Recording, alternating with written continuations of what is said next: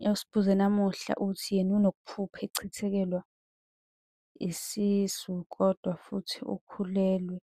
Ngabe lokho kusho ukuthini? Alikho lihle-ke leli phupho.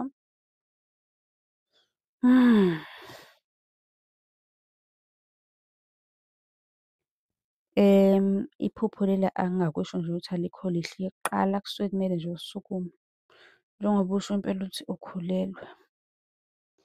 Ukuphupha-ke uchithekelwe isisu kusuke kubikwa ukuthi-ke uzolahlekelwa utho oluthandayo. Kahle kahle kunento ebalulekile kuwena eyigugu ezokulahlekela maduzane.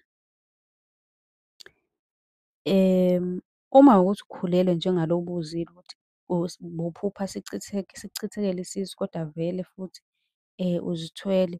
Lapho-ke kusuke kuyisixwayiso ukuthi sukuma uhambe uye kubantu abangabelaphi uyothola usizo. Njengoba bengishilo ukuthi-ke iphupho leli alikho lihle, sukuma uhambe-ke uye kumuntu ozokusiza uthole ukwelapheka ngoba angisho ukuthi kuzokwenzeka but if uzophupha bese uyahlala nje unganyakazi, eyi kungase kube kubi impela nje kube yibhadi.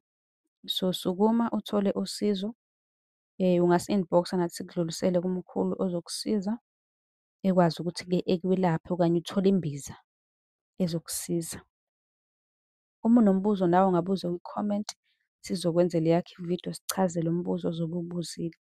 Kanti-ke siyatholakala lapha ku-Facebook, siyatholakala ku-TikTok, nakhona ungasi-inbox ucele inombolo ka-WhatsApp ozosibuza kuyona njalo ekuseni uma ube nephupho.